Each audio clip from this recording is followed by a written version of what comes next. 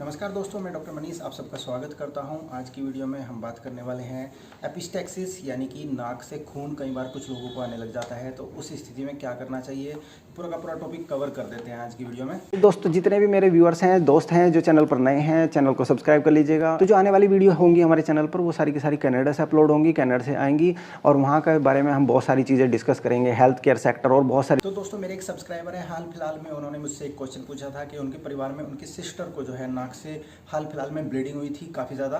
तो मैंने सबसे पहले यही क्वेश्चन पूछा था उनसे कि भाई उनका ब्लड प्रेशर कैसा था, क्योंकि 98% लोग ऐसे होते हैं जिनमें हाई ब्लड प्रेशर यानी कि ब्लड प्रेशर ज़्यादा होने के कारण ऐसा होता है। एक छोटी सी चीज़ और क्लियर कर दूं, यहाँ पर बहुत सारे लोगों की ऐसी मान्यता है कि जब हॉस्पिटल में पहुँचते हैं नाक से ब्लीडिंग होती है तो वहाँ पर वो जो स्टाफ होता है कई बार वो या वहाँ पर जो डॉक्टर होते हैं वो एक बात कह देते हैं कि चलो अच्छा हुआ कि नाक से ब्लीडिंग हो गई, कुछ और नहीं हुआ, है ना।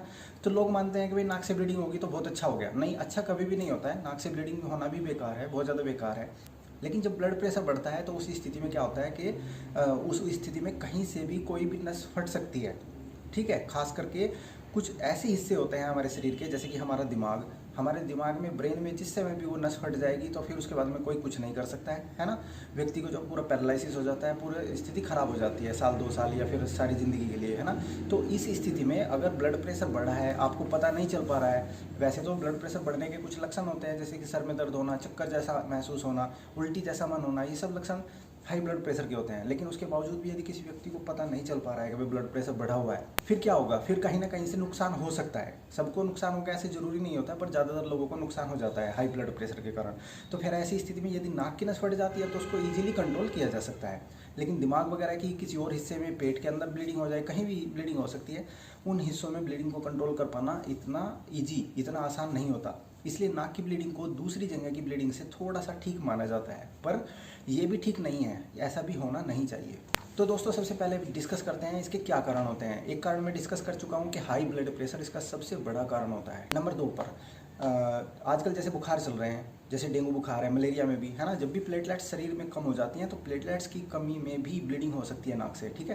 तो इसको बोलते हैं थ्रोम्बोसाइटोपिनिया, मतलब लो प्लेटलेट्स लो हो जाना, ठीक है। तो ऐसी स्थिति में ब्लीडिंग हो जाती है। तीसरा, नाक के अंदर कोई चोट लग जाए किसी भी कारण से, उस स्थिति में भी हो सकती है। और कई बार जो है खून को पतला करने वाली दवाइयाँ चल रही होती हैं, हेपरिन जैसी, उनके कारण भी हो सकता है, पर ऐसा बहुत ही कम होता है। इसका सबसे बड़ा कारण जो है सिर्फ 2 ही हैं, वो है हाई ब्लड प्रेशर या प्लेटलेट्स कम होना। अब इसमें बात करते हैं कि ये 2 प्रकार की हो सकती है ब्लीडिंग नाक के अंदर, या तो नाक के अगले हिस्से से, इसको एंटीरियर बोलते हैं, या फिर पोस्टीरियर, नाक के पीछे के हिस्से से। जो पीछे वाला हिस्सा होता है बड़ा मुश्किल होता है कंट्रोल करना, आगे के हिस्से को कंट्रोल इजीली किया जा सकता है। अब इसमें क्या टेस्ट ऐसे कराने चाहिए? अगर किसी को ऐसी ब्लीडिंग हो जाती है, वो हॉस्पिटल में जाए या ना जाए, पर कुछ टेस्ट जो होते हैं वो लाजमी होते हैं, ज़रूरी होते हैं। तो ऐसी स्थिति में एक टेस्ट होता है CBC। तो कंप्लीट ब्लड काउंट के अंदर जो है HB का, खून का भी पता चल जाता है HB कितना है, और उसके साथ साथ प्लेटलेट्स का पता चलता है। तो भाई प्लेटलेट्स कितनी है बॉडी में, अगर प्लेटलेट्स कम है तो फिर उसके लिए कुछ एक्शन अलग से लेना पड़ता है। दूसरा जो टेस्ट होता है वो होता है PTINR। आपका ब्लड कितना पतला है ना। कुछ लोगों के शरीर में इस तरीके की समस्याएं चल रही होती हैं कि उनका ब्लड बहुत ज़्यादा पतला होता है नॉर्मल से, तो ऐसी स्थिति में उनको PTINR से पता चलता है। और तीसरा जो जरूरी टेस्ट होता है वो होता है liver function test, LFT। Liver function test इसलिए जरूरी होता है क्योंकि आपके ब्लड को कितना गाढ़ा या पतला रखना है, ये सब आपका लीवर कंट्रोल करता है। पूरा का पूरा कंट्रोल आपके लीवर के हाथ में होता है। तो यदि ब्लड पतला है तो किसी लीवर की बीमारी की वजह से है ना। कई बार शरीर के अंदर लीवर की बीमारियां चल रही होती है, व्यक्ति को पता ही नहीं होता है।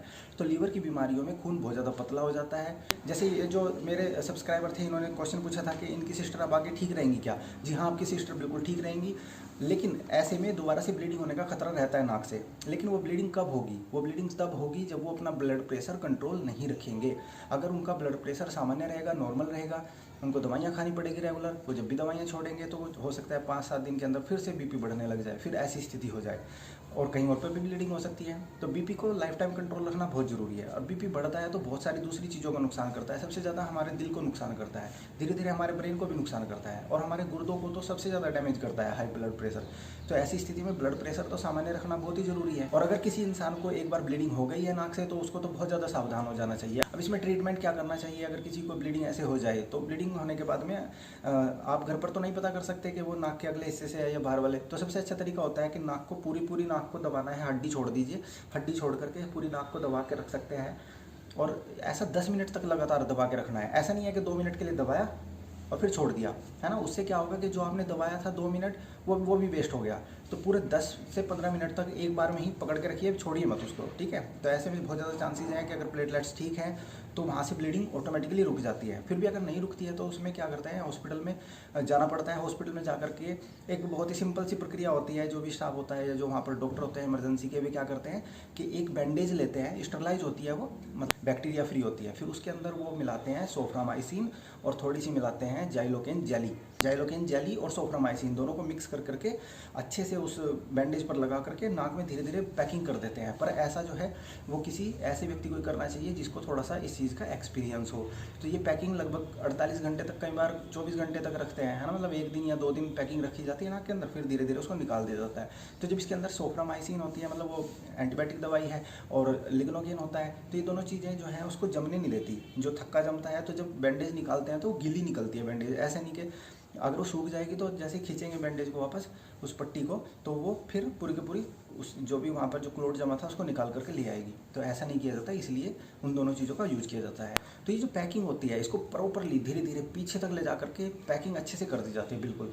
तो व्यक्ति 2 दिन या 1 दिन तो जो है बहुत अनकंफर्टेबल रहता है ड्रेसिंग के साथ, लेकिन ठीक हो जाता है। इसमें सावधानी भाई यही रखनी है मुख्य रूप से कि ब्लड प्रेशर अपना कंट्रोल रखना है। ब्लड प्रेशर की दवाइयाँ अपनी नियमित रूप से खानी है, और अगर ऐसे फर्दर ब्लीडिंग होती है, बार बार ब्लीडिंग होती है, तो भाई इसके अच्छे से प्रॉपरली जांच करा लें, क्योंकि कई बार हीमोफीलिया जैसी, बहुत ही रेयर होता है, बहुत ही कम लोगों को होता है, पर हीमोफीलिया जैसी बीमारियां भी हो सकती है जिसमें ब्लीडिंग डिसऑर्डर हो जाते हैं व्यक्ति के शरीर में, और उनके जो है खून का रिसाव बहुत ईजी हो जाता है उनकी बॉडी से होना, तो इस वजह से भी वो लोग परेशान होते हैं।